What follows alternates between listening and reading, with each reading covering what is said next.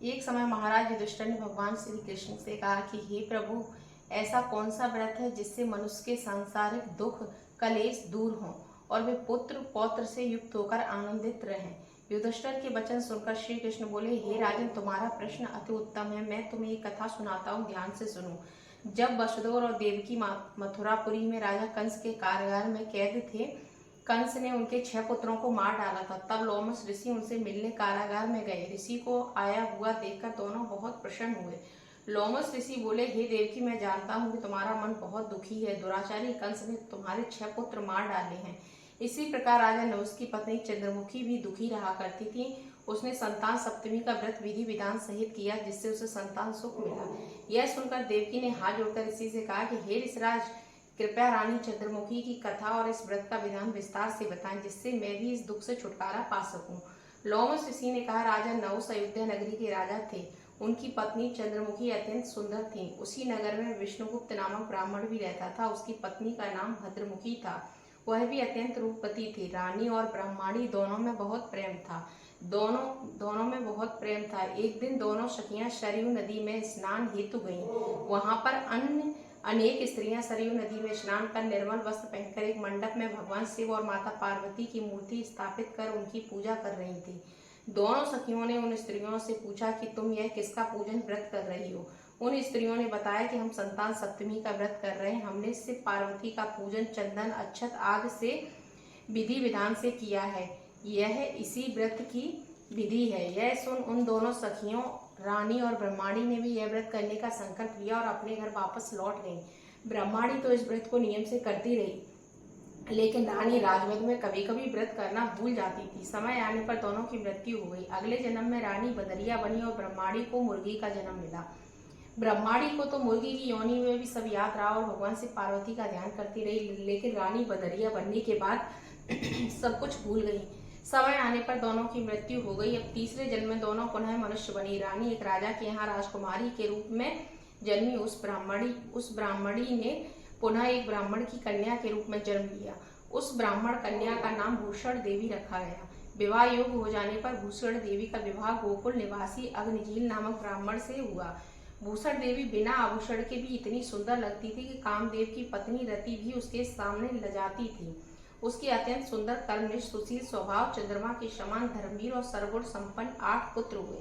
यह सब संतान सप्तमी व्रत का ही फल था। उधर रानी शिव का पूजन नहीं करती थी, इसलिए उसके कोई पुत्र ही नहीं हुआ। रानी और ब्रह्माणी में प्रेम भाव पहले जन्म की तरह ही बना रहा।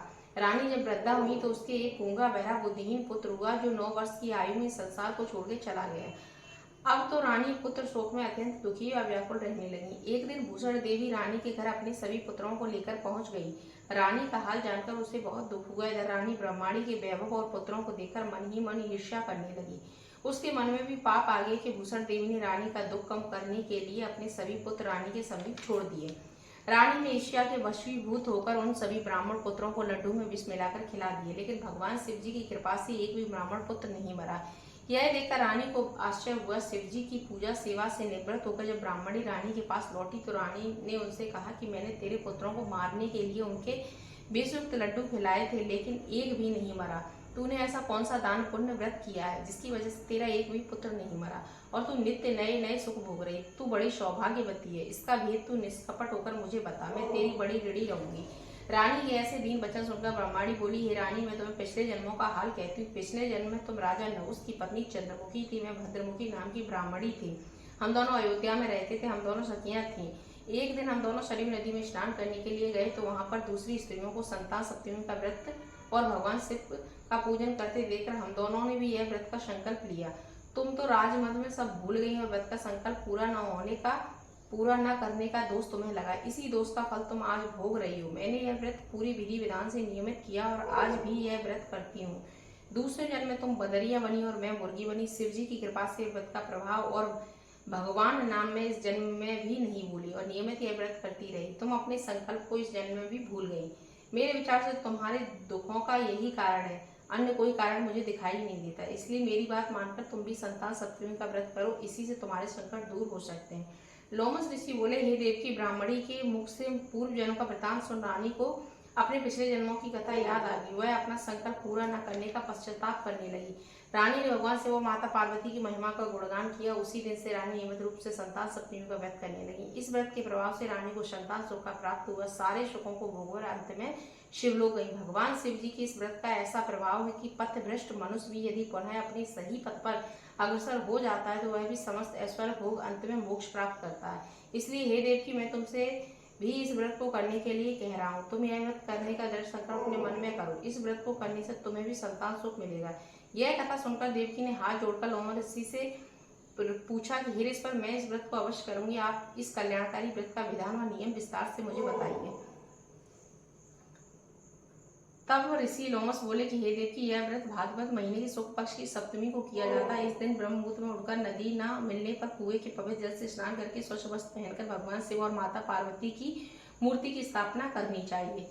इनके सन्मुख सोने चांदी के तारों का न मिलने पर रेशम का एक गड्ढा बनाना चाहिए। इस गड्ढे में 7 गांठें लगानी चाहिए। इस गड्ढे की धूप दीप अष्टगंध से पूजा करके अपने हाथ में बांध लें। फिर भगवान शिव पार्वती की पूजा करके उनसे अपनी मनोकामना शुद्ध भाव से करें और फिर 7 पुआ बनाकर उनका भोग लगाएं। अपनी सामर्थ्य के अनुसार सोने चांदी की अंगूठी बनवाकर इस अंगूठी के साथ पुआ को एक तांबे के बर्तन में रख लें। फिर उनका षोडशोपचार विधि से पूजन कर किसी सदाचारी धर्मिष्ठ ब्राह्मण को दान कर दें। उसके बाद 7 ही पुआ स्वयं भी प्रसाद में ग्रहण करें। इस प्रकार इस व्रत का पारण करना चाहिए। इसके बाद भी प्रत्येक महीने की शुक्ल पक्ष की सप्तमी को नियम पूर्वक यह व्रत करना चाहिए। इस प्रकार नियमित व्रत करने से सारे पाप नष्ट हो जाते हैं, सौभाग्यशाली संतान का जन्म होता है और मृत्यु के पश्चात शिवलोक की प्राप्ति होती है। हे देवकी, मैंने तुम्हें संतान शक्ति में संपूर्ण विधि विधान सहित बता दिया। अब तुम नियम से करो, इससे तुम्हें उत्तम संतान की प्राप्ति। भगवान श्री कृष्ण ने कहा। अपनी कथा कहकर लोमड़ ऋषि वहां से चले गए। ऋषि के कहे अनुसार माता देवकी ने यह व्रत किया।